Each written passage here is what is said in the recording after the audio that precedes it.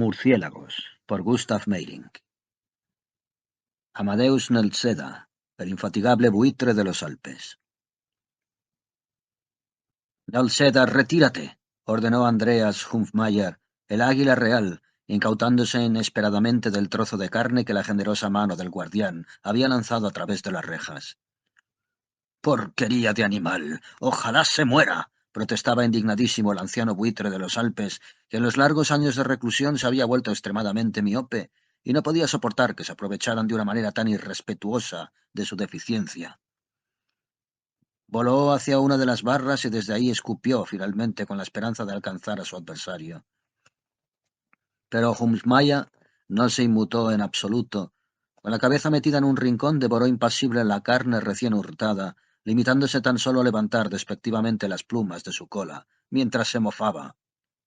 «No me provoques, que te doy una bofetada». Y esta era ya la tercera vez que Amadeo Nolseda se quedaba sin cenar. «Esto no puede seguir así», rezongaba cerrando los ojos para no tener que ver la sonrisa desvergonzada que le dirigía el marabú de la jaula vecina, y que quietecito en su rincón aparentaba estar dando gracias a Dios. Una actividad a la que su condición de pájaro sagrado parecía obligarle sin darle apenas tregua. «Esto es intolerable». Nolseda repasó mentalmente los acontecimientos de las últimas semanas. No dejaba de reconocer que al principio el comportamiento indudablemente insólito del águila real le había hecho gracia, especialmente en aquella ocasión en que a la jaula contigua a la suya habían llevado dos pajarracos delgadísimos, zancudos como cigüeñas y tremendamente presuntuosos.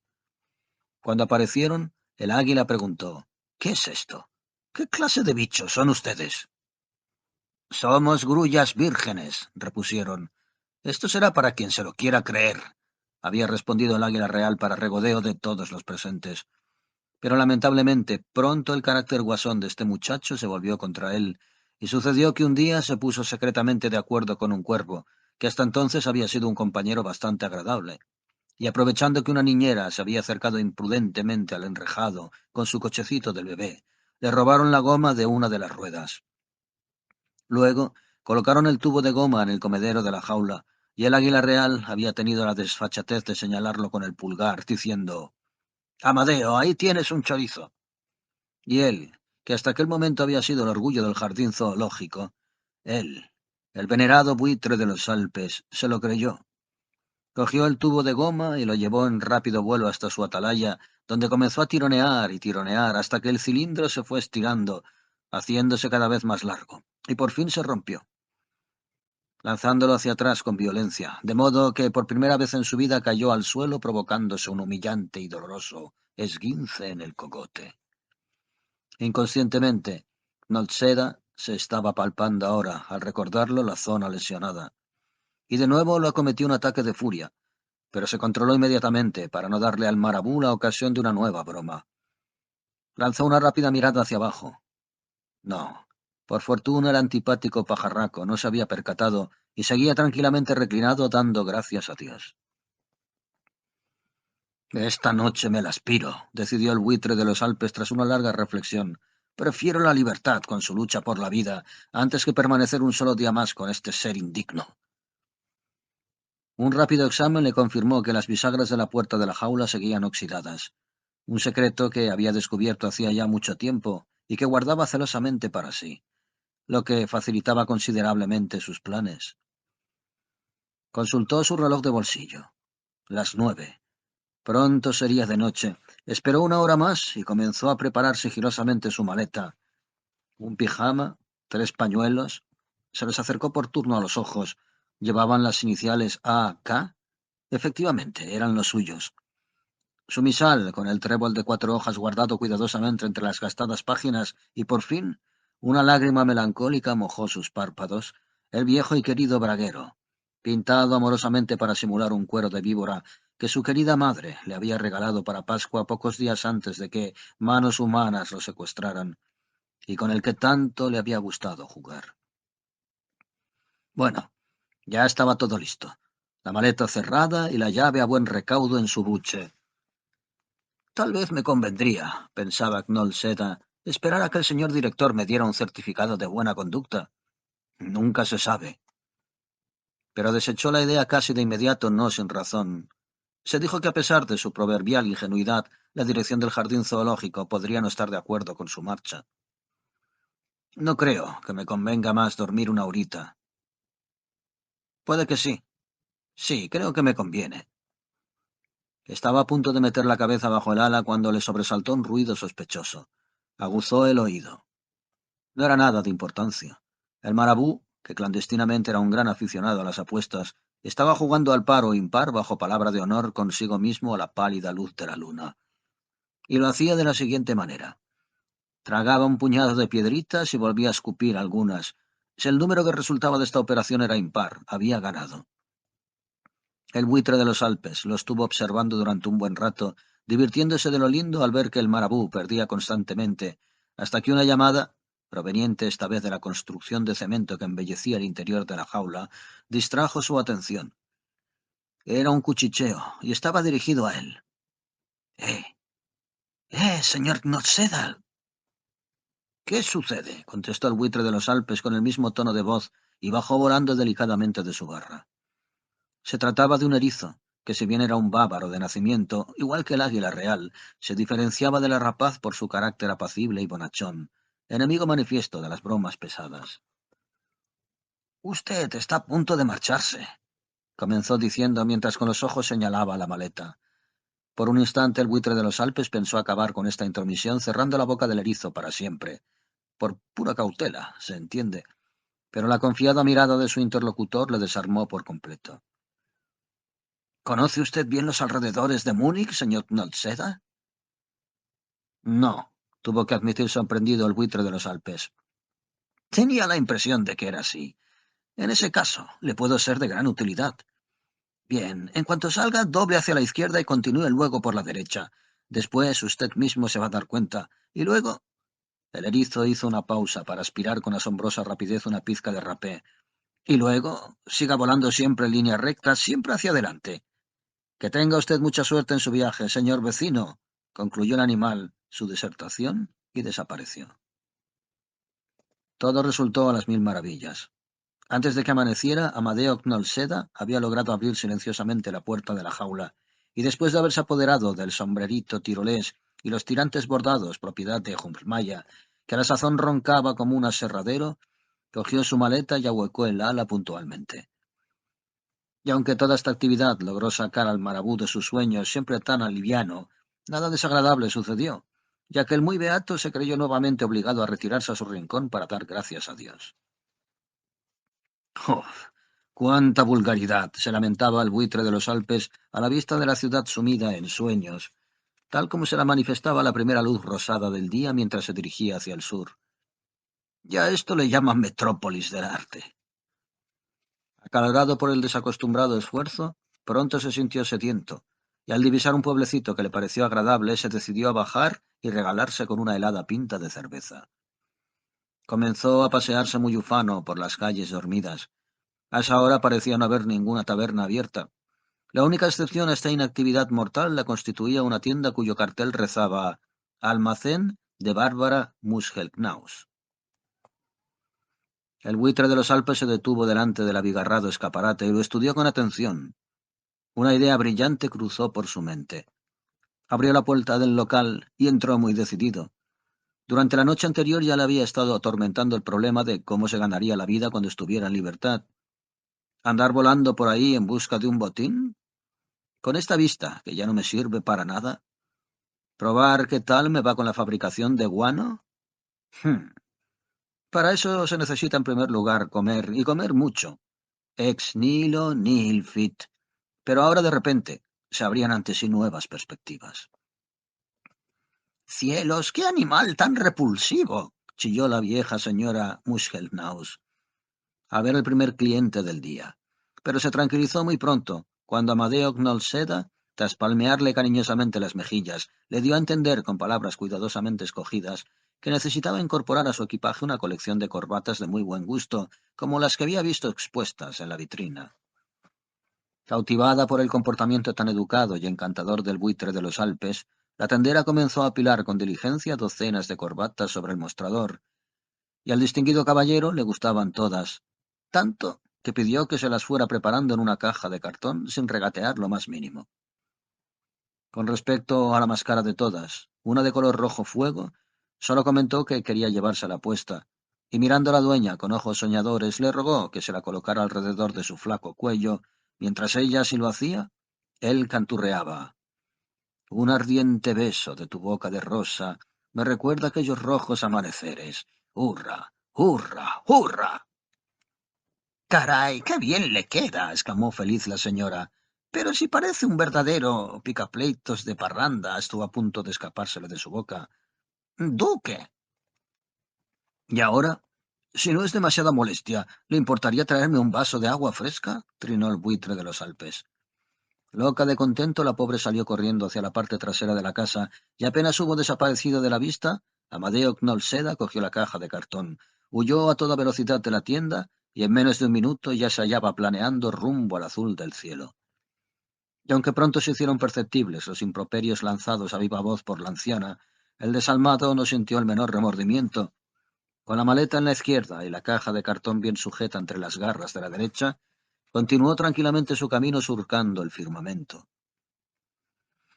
Al atardecer, los rayos del sol poniente se aprestaban ya a dar el beso de despedida a las sonrosadas cumbres de los Alpes. Se decidió a aterrizar. Los balsámicos aromas de la tierra abanicaban mimosos su rostro, y su vista se perdía embelesada en el paisaje.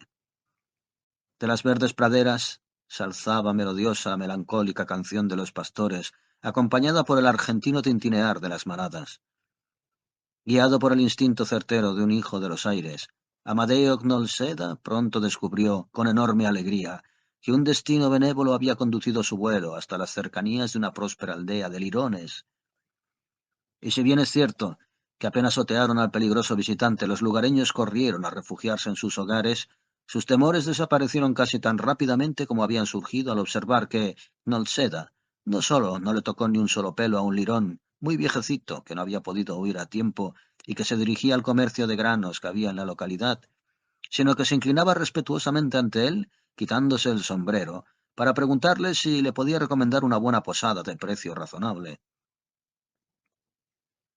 A juzgar por su acento, usted no es de aquí, ¿verdad? Comenzó para entablar una conversación después de que el lirón, tartamudeando de miedo, le diera la información solicitada. No, no, balbuceó el anciano caballero. ¿Del sur, tal vez? No, de Praga. Ah, imagino que judío, ¿no es así? Siguió indagando el buitre de los Alpes mientras le sonreía amigablemente, guiñando un ojo. ¿Yo? ¿Yo? Pero qué ocurrencia, señor buitre de los Alpes, negó enfáticamente Lirón, temiendo seguramente tenérselas que ver con un ruso. ¿Judío yo? Todo lo contrario. Durante más de 10 años fui Sabbat Goy en casa de una familia judía, pero buena. Una vez que el buitre de los Alpes conoció con toda suerte de detalles la vida y costumbres de las gentes del lugar, y después de haber mostrado su más profunda satisfacción al enterarse de que no existía allí ninguna clase de locales nocturnos, ni buenos ni malos, dejó al pobre Lirón en libertad y se dispuso a buscar un lugar donde instalarse. La suerte le seguía sonriendo, y antes de que cayera la noche ya había conseguido alquilar en las cercanías del mercado un local elegantísimo, con su correspondiente vivienda en la parte posterior del edificio, donde cada habitación contaba con entrada independiente. Los días y las semanas fueron transcurriendo en la mayor tranquilidad. Los vecinos ya habían olvidado por completo sus recelos del principio, y las calles del pueblo se hallaban tan animadas como siempre por el murmullo alegre de sus habitantes. Prolijamente escrito con letra cursiva, podía leerse en el cartel de madera que colgaba sobre la entrada de la tienda recién inaugurada: corbatas de todos los colores. Amadeo Knolseda. Se hacen rebajas. Y todos los vecinos se agolpaban para admirar las llamativas mercancías expuestas en el escaparate. Antes, cuando pasaban las bandadas de patos silvestres haciendo alarde de las brillantes corbatas con que la naturaleza les había obsequiado, en la aldea reinaba siempre cierto malestar motivado por la mal disimulada envidia. Pero ¿cómo habían cambiado las cosas ahora? Todo vecino que se preciaba de ser alguien poseía una corbata de primerísima calidad y mucho más brillante aún que la de las palmípedas. Las había rojas, azules, amarillas, y hasta hubo quien encontró una a cuadros entre tanta maravilla, sin hablar del señor alcalde, que se había agenciado una tan larga que al andar se le enredaba constantemente entre las patas delanteras. La firma Amadeo Gnolseda se hallaba en boca de todo el pueblo para ensalzar, fundamentalmente, las virtudes personales que adornaban a su propietario. Ahorrativo, trabajador, diligente y comedido en sus costumbres, solo bebía limonada. Durante el horario comercial atendía a su clientela en el local con puerta a la calle y de vez en cuando invitaba a algún cliente de categoría a las habitaciones del fondo, donde solía permanecer después largo rato, haciendo seguramente anotaciones en el libro mayor. Tal era la creencia general, ya que en esas ocasiones se le oía eructar ruidosamente, y todo el mundo sabe que, tratándose de un comerciante próspero, eso es indicio de una gran actividad mental. El hecho de que el visitante no abandonara nunca el comercio por la puerta delantera no llamaba excesivamente la atención. Había tantas salidas por la parte posterior de la casa. Después de cerrar, Amadeo Knolseda solía sentarse en un risco para interpretar melodías románticas en su dulzaina hasta que la adorada de su corazón, una gamuza solterona con gafas y manta escocesa, se acercaba a paso lento por las rocas de enfrente. Entonces la saludaba con un callado y rendido gesto, y ella contestaba con un recatado movimiento de su cabeza. En el pueblo empezó a correr la voz de que ahí tenía que haber algo, y los listillos aprobaban con gusto la tierna relación, ya que resultaba realmente edificante poder presenciar con los propios ojos un cambio tan favorable en la vida de un individuo con las taras hereditarias que necesariamente debía tener todo buitre de los Alpes. Lo único que impedía que la felicidad del pueblo fuese completa era el hecho, tan desdichado como sorprendente, de que el número de sus pobladores iba disminuyendo de un modo inexplicable. Casi se podría afirmar que de semana en semana. Ya no quedaba una sola familia de Lirones que no hubiera registrado a uno de sus miembros en la sección de personas desaparecidas. Se barajaban un sinfín de posibilidades y se mantenía viva la esperanza, pero ninguno de los ausentes regresaba al hogar. Hasta que cierto día se notó la falta de nada menos que la señorita Gamuza. Encontraron su frasquito de sales al borde de unos peñascos. Parecía casi evidente que había caído al fondo del abismo a consecuencia de alguno de sus frecuentes vaídos. La desolación de Amadeo Gnolseda era completa. Una y otra vez descendía con las alas desplegadas hasta el lugar en que presumiblemente yacía su enamorada para, así lo declaraba él con desconsuelo, tratar de encontrar al menos sus restos y poderles dar cristiana sepultura. Y entre vuelo y vuelo se le veía sentado entre las piedras, en la boca de un mondadientes, con la vista perdida en el vacío. En su aflicción llegó incluso al extremo de desatender su tienda de corbatas, pero cierta noche se produjo un terrible acontecimiento. El propietario del inmueble donde se ubicaba el comercio del señor Knolseda, un viejo gruñón y chismoso, acudió a la comisaría de policía exigiendo que se forzara la entrada a la tienda y se confiscaran todas las existencias, ya que no estaba dispuesto a seguir esperando un solo día más el pago del alquiler adeudado. Hmm, ¡Qué extraño! ¿El señor Knolseda debe el alquiler? Y el oficial de guardia no podía creerlo. ¿Y a qué viene lo de tirar abajo la puerta? A esta hora debe estar en casa durmiendo. Bastará con despertarlo. ¿Ese en casa? El viejo lirón estalló en carcajadas. ¿Y a estas horas? Pero si nunca regresa antes de las 5 de la madrugada y siempre borracho como una cuba. ¿Borracho? El oficial de policía comenzó a impartir órdenes. Ya comenzaban a asomar las primeras luces del alba, y todavía los esbirros seguían sudando, tratando de forzar el pesado candado que mantenía cerrada la partera trasera de la tienda.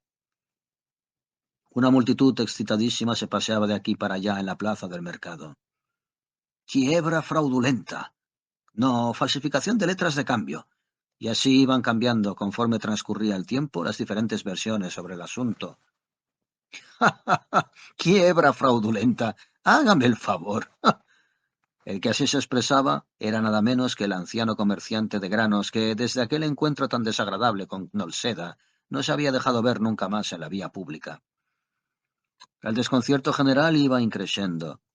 Hasta las elegantes damiselas que regresaban a casa, de vaya uno a saber qué diversiones, envueltas en sus delicadas pieles, mandaban parar a sus cocheros para preguntar qué sucedía.